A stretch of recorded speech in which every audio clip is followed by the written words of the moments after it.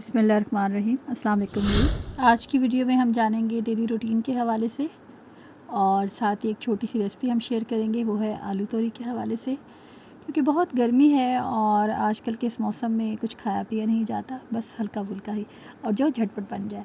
तो हम आपके साथ ये एक छोटी सी रेसिपी शेयर कर रहे हैं और हम बस यहाँ पे एक तरफ जो तोरी की सब्ज़ी है उसको कट कर लेंगे और ये जो लहसुन अदरक मैंने डाला है बिल्कुल एक चुटकी सी हमने डाली है और ये बिल्कुल ऑप्शनल है, इसको आप स्किप भी कर सकते हैं। प्याज हमने चॉप करके डाल लिया और यहाँ पे लाल मिर्चें, नमक, हल्दी हल्की सी डाली है और दरदरी मिर्चें डाली हैं, खुश धनिया हमने शामिल किया है और सफ़ेद ज़ीरा।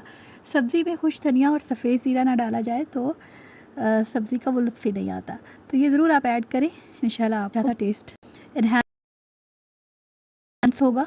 और अब आप देखिए हमने इसमें टमाटर डाल दिए, बस हमने इसको मसाले को खड़ा खड़ा रखना है, खड़ा मसाला रखना है। हम आपको फ्रेश धनिया दिखा रहे हैं, हमने भिगो के रख दिया। उससे ये होता है कि जो डस्ट और मिट्टी वगैरह अच्छे से निकल जाती है। और अगर पेस्टिसाइड्स को निकालना है तो हल्का सा नमक भी डाल लें, 5 मिनट के लिए भिगो दें और उसके बाद आप इसे वॉश करें। और जी बस यहाँ पर हमने ये तोरियाँ शामिल कर दी हैं। आप घिया तोरी भी इसे कह सकते हैं और कुछ इसे काली वाली तोरी भी कहते हैं। अब हम इसकी हल्की सी भुनाई करेंगे और साथ ही से कवर कर देंगे लिड से और ये अपने ही पानी, और उसमें भी आप बहुत से नरम, आपको ये करना होगा कि आंच को धीमा कर दें और पानी इसमें हरगिज़ शामिल न करें। सब्ज़ी का अपना ही जायका और मज़ा होता है अगर उसके पानी में से पकाया जाए। तो ये उन सब्जियों में से है जो कि बहुत अच्छे से अपने पानी में पक जाती हैं। आलू पहले मैंने इसके ऑयल में फ्राई कर लिए थे और जो चिप्स राउंड स्टाइल में कट किए थे। बच्चे हैं वो इस तरह से सब्ज़ी नहीं खाते, तो उनके लिए आप आलू को ऐसे रख दें और जो सब्ज़ी खाएंगे वो सब्ज़ी खा लेंगे और इसकी प्रेजेंटेशन भी अच्छे से हो जाएगी। तो बस हमने यहाँ पे ये आलू को ऐसे रख दिया, हमने ये सब्ज़ी डिश आउट कर दी है। तो बस हरा धनिया इस पर छिड़के और नोशे जान फरमाएँ। तो मैं जब लाइफ में थी तो उस टाइम पे हमारे यहाँ ना स्टार्ट हुआ था होम इकनॉमिक्स, तो उस पर ये एट द एंड लिखा होता था नोशे जान फरमाएँ। तो स्पेशली पूछती थी मैं आके अब्बू से कि नोशे जान क्या होता है। बस ये बचपन की एक याद सी है। जो 2-3 साल हमारे स्कूल में एक होम इकनॉमिक्स था, तो एक प्रैक्टिकल सी स्केल और बच्चों का एक अलग ज़ौक़ शौक़ डेवलप होता था और बहुत सी चीज़ें मैंने उसमें सीखी। तो इस तरह से हमारे स्कूल में ये चीज़ आई थी, तो मुझे बहुत ही इससे फ़ायदा भी हुआ ज़िंदगी में और हुआ चीज़ों के सीखने के हवाले से।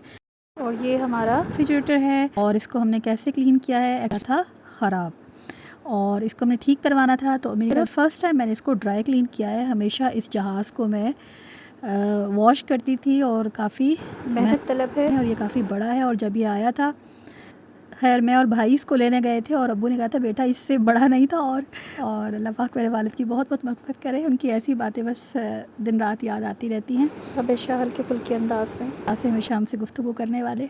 अम्मी इससे बड़ी खफ़ा होती रहती थी और उसको रोती थी, ये इतना लंबा है इसको कौन संभाले। तो फिर ये हमसे नाराज़ हो गया और दिनों के लिए खैर एक आध दिन ही इसने हमने लगाया और करवाया तो ये ठीक हो गया। ड्राई क्लीन कैसे किया है जी, पहले इसमें से बर्फ़ और सारा जो है पानी डिस्कार्ड कर लिया और साथ साथ कपड़े के साथ उसे और बिल्कुल क्लीन हो गया। तो मैंने यहाँ पे सॉल्ट जो है, जो बेकिंग सोडा है, अगर आपके पास बेकिंग सोडा ना हो तो आप बेकिंग पाउडर भी ऐड कर सकते हैं। बस सॉल्ट ज़्यादा था और साथ में बेकिंग सोडा था, बस वो मैंने कपड़े पे लगाया और सब पे अच्छे से लगा दिया और हर तरह की ख़त्म हो गई।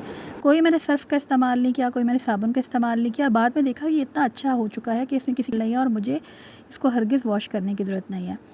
तो आप भी इसको अप्लाई करें। बस जब मैं ये कर चुकी तो फिर मैं आपके साथ शेयर करूँ। तो सोडा की जगह लेमन भी यूज़ कर सकते हैं। हमारा कारनामा, और इसके साथ ही मैंने यहाँ पे आपको कवर भी दिखाया था।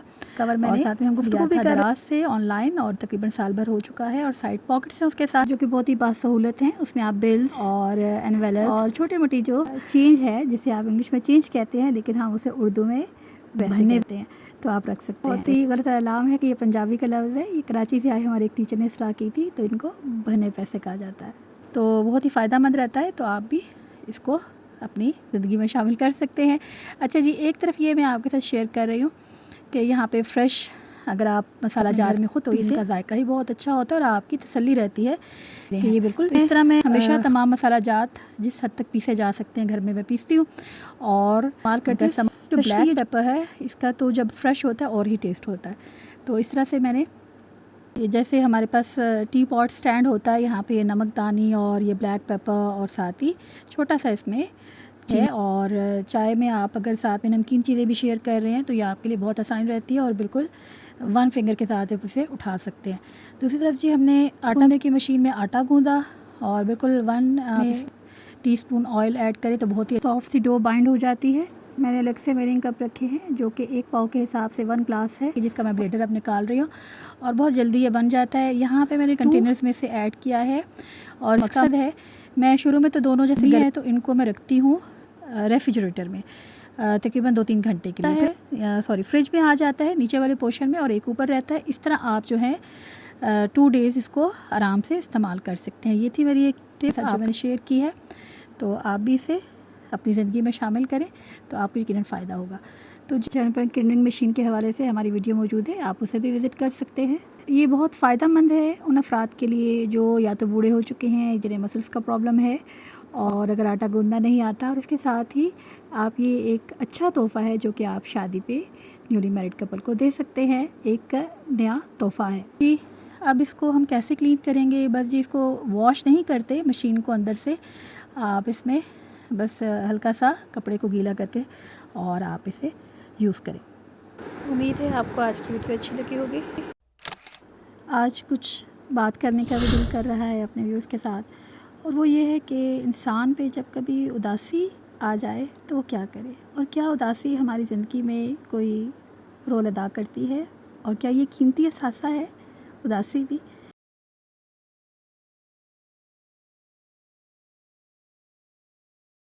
किसी ने क्या ही खूब कहा है, कोई ना ज़ब्त दे ना जलाल दे, मुझे सिर्फ़ इतना कमाल दे, मुझे अपनी राह पे डाल दे कि ज़माना मेरी मिसाल दे।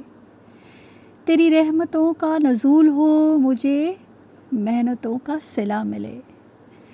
तेरी रहमतों का नज़ूल हो, मुझे मेहनतों का सिला मिले। मुझे माल और ज़र की हवस ना हो, बस तो इसके हलाल दे, बस तो इसके हलाल दे। मेरे जहन में तेरी फ़िक्र हो, मेरी सांस में तेरा ज़िक्र हो, तेरा खौफ मेरी निजात हो, सभी खौफ दिल से निकाल दे, सभी खौफ दिल से निकाल दे। तेरी बारगाह में ए खुदा मेरी रोज़ व शब यही है दुआ, मेरी रोज़ व शब यही है दुआ। तू रहीम है, तू करीम है, मुझे मुश्किलों से निकाल दे, मुझे मुश्किलों से निकाल दे।